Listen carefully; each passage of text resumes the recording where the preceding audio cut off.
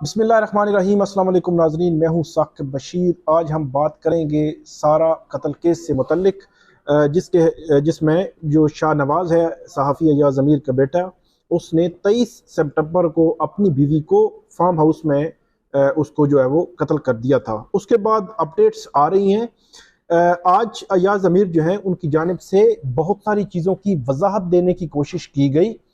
उसमें एक तो एलिमेंट्स जो है वो बड़े इंपॉर्टेंट हैं कि जिससे ये तासुर जा रहा है कि शायद ये जो मुलजिम है, मरकज़ी मुलजिम है, उसने वो ड्रग्स इस्तेमाल करता था, शराब नोशी करता था या दीगर नशा आवर जो अशिया जो है वो इस्तेमाल करता था। तो इससे बज़ाहिर जो एक डिस्कशन जनरेट हुई है कि जिस तरह नूर मुकद्दम के केस में मरकज़ी मुलज़म जो ज़ाहिर जाफ़र था, उसके हवाले से भी बहुत सारी चीज़ें जो है वो कही जाती रहीं। फिर वो कोर्ट में उसने अपनी डिफेंस में भी ये कहा कि उसका जो है वो ज़हनी तवाज़ुन ठीक नहीं है, मेडिकली इश्यूज़ हैं, ये है वो है।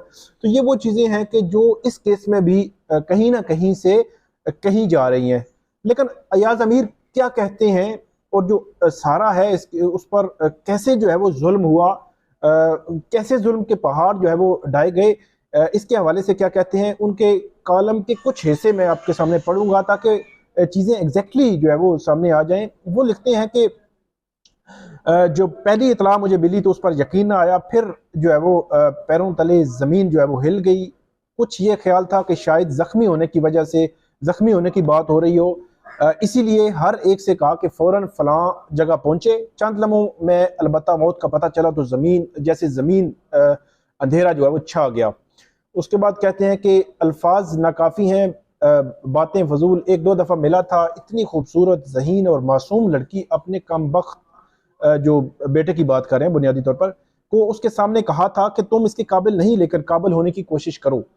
अब सोचता हूँ कि कुछ और भी कहना चाहिए था। ज़हन में ख्याल उठते हैं कि अगर ऐसा हो जाता तो ये ना होता, फलां चीज़ हो जाती तो शायद ये दिन देखना ना पड़ता। इंसान अपने बारे में सोचने लगता है तो मुझसे क्या गलती हुई, कौन सा मेरा जो है वो करना था जिसका असर औरों पर पड़ा। अपनी गलतियां तो होंगी, तरबियत की गलतियां होंगी, लेकिन कुछ ख्याल ना, जो उसके बेटे के बारे में कह रहे हैं कि लेकिन कभी ख्याल ना जाता था कि ऐसा भी हो सकता है। एक तो मासूम जान का ज़िया और ऊपर से उसके ख़ानदान को जो सदमा सहना पड़ा। इस मासूम जान ने क्या किया था, उसके माँ बाप ने क्या किया था, उनको ये दिन देखना पड़ा। ये अय्याज़ ज़मीर कहते हैं। और उसके बाद कहते हैं कि अपनी गलती जिससे इनकार मुमकिन नहीं, ये थी कि ख़ानदान इकट्ठा ना रह सका। ये अपने ख़ानदान की बुनियादों पर बात कर रहे हैं कि वो भी, उन्होंने एक से ज़ायद शादियाँ की, फिर उसका असर जो है उनकी औलाद कैसे पड़ा, कैसे जो है वो अय्याश जो है वो उसकी औलाद जो है वो बनी, तरबियत वो नहीं हो सकी। उसके हवाले से बात करें। जो ख़ानदान है टूट जाए तो बच्चों पर असर पड़ता है, लेकिन यह भी हकीकत है कि हर टूटे हुए ख़ानदान से ऐसे वाक़यात जन्म नहीं लेते। बस इंसान फिर अपनी किस्मत को ही रो सकता है। हमारा सदमा अलबत्ता अल्फाज तक है। जो हुआ वो तो सारा के साथ हुआ, और सदमा उसका ख़ानदान बर्दाश्त कर रहा है। ख़ास तौर पर उसके वालिद, उनकी कैफियत जो है वो वही जान सकते हैं कि वो किस कर्ब से गुजर रहे हैं। उसके बाद लिखते हैं कि एक बात जो है वो वजाहत के लिए कह दूं कि किसी और किस्म का वाक़या होता, कोई लड़ाई होती, कोई झगड़ा होता, फायरिंग होती, जख्मी होते, कोई गिर पड़ते, तो मेरा हो सकता है रद्द अमल मुख्तलिफ होता। लेकिन यहाँ तो दिमाग जो है वो शल हो गया और सिर्फ यही कहने की हिम्मत रही कि कोई भाग के ना जाए। अब जब कुछ दिन बीत चुके तो दिल सारा के लिए रो रहा है। कोई तदबीर हो कि वो वापस आ जाए, लेकिन हमें मालूम है कि ऐसा मुमकिन नहीं। वो एक और जहां में जा चुकी है और खुशियां उसे यहाँ नसीब ना हुई। परवरदिगार से दुआ है कि उसे वहां नसीब करे। वो ऐसी लड़की थी कि मुझे पता चला कि वहां बाहर से कुछ पैसे जो है वो भेजे थे गरीबों और मुस्तहिकीन में तकसीम करने की गरज से। गांव में जो मुलाजमा है उसने बताया कि कुछ गरीबों में यहाँ पैसे तकसीम हुए हैं। पता चला सारा ने भेजे थे। जब दोनों मुझे मिले थे और अपने बेटे को मैंने कहा था कि तुम उसके काबिल नहीं। शाहनवाज को ताकीद की कि वो अपनी आदतें बदलो और सारा से कहा कि किसी गर्ज से भी पैसे नहीं भेजने। बिगाड़ बहुत हो जाए तो ऐसी बातों का असर जो है वो क्या होता है, क्या रहता है। और जैसे ऊपर जो है वो अर्ज किया कि बिगाड़ हो जाए तो इंसान सोचने पर मजबूर हो जाता है कि इस बिगाड़ में मेरा हिस्सा कितना है। डेफिनेटली जो वालिदैन होते हैं इस बिगाड़ में उनका भी हिस्सा होता है, इनको आप इग्नोर नहीं कर सकते। आगे लिखते हैं कि मेरी जाती आदत कभी भी मिसाली नहीं रही, शादियां हुई टूटी, जैसा कि कह चुका हूँ ऐसी बातों का असर जो है वो बच्चों पर पड़ता है, लेकिन ये हकीकत है कि हर टूटे हुए खानदान से बर्बरियत जन्म नहीं लेती। बेटे से ज्यादा मुलाकातें नहीं होती थी, वो अपनी दुनिया में रहता था, लेकिन जब बात करने का मौका मिला तो मैं कहता कि जिंदगी एक बड़ी नेमत है, उसे बर्बाद न करो। जिंदगी में इतना कुछ है, उसकी खुशियों को समेटने की कोशिश करो। एक बात अलबत्ता वाज़ेह है कि जलील और ख़तरनाक नशों के सामने बेबस हो जाता है। इन नशों का इंसान गुलाम बन जाता है। नशा में शराब नहीं बल्कि उसके ऊपर चर्स और जो है वो गुर्दे का भी। फिर नींद की गोलियों का इस्तेमाल, सिगरेटों का मुसलसल पिए जाना। हाँ, ये सवाल ज़रूर उठता है कि नशा तो बुरी चीज़ है, लेकिन नशे की नौबत और हालत कैसे पहुंची, क्यों पहुंची, इसमें तुम्हारा कितना हाथ था, इसका जो है वो क्या जवाब दे सकता हूँ। डेफिनेटली वालिदैन का बहुत ज़्यादा असर होता है।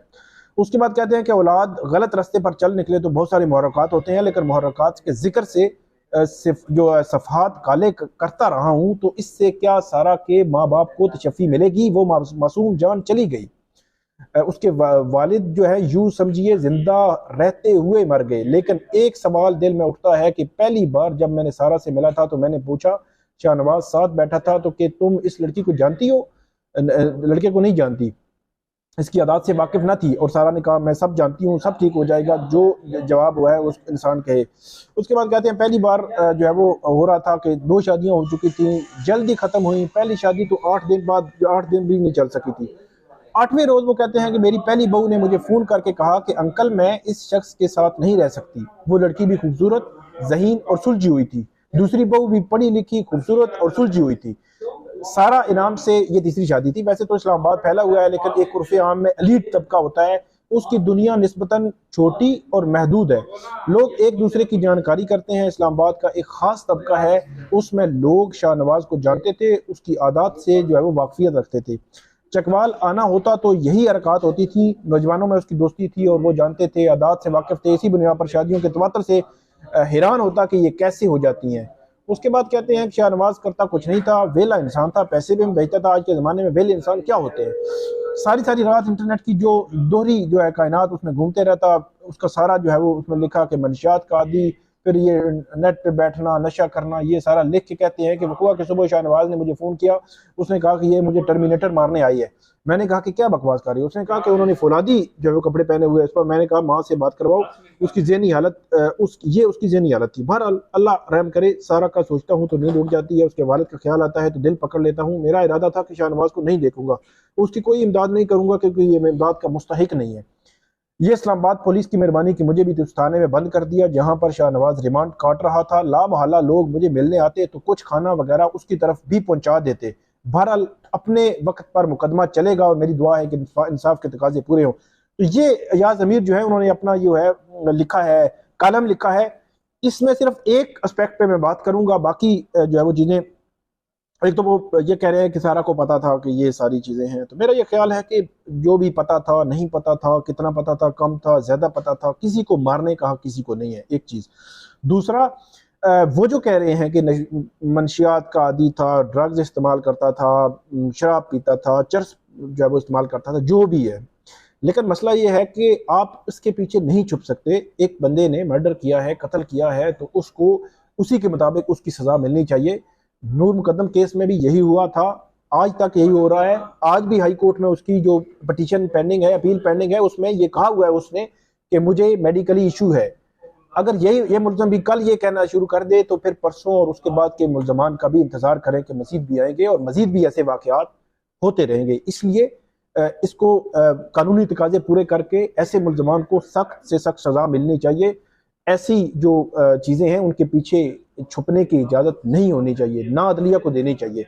तो ये थी नाज़रीन आज की हमारी वीडियो, उम्मीद है आपको पसंद आएगी। आप फीडबैक जरूर दीजिएगा। अल्लाह हाफिज़।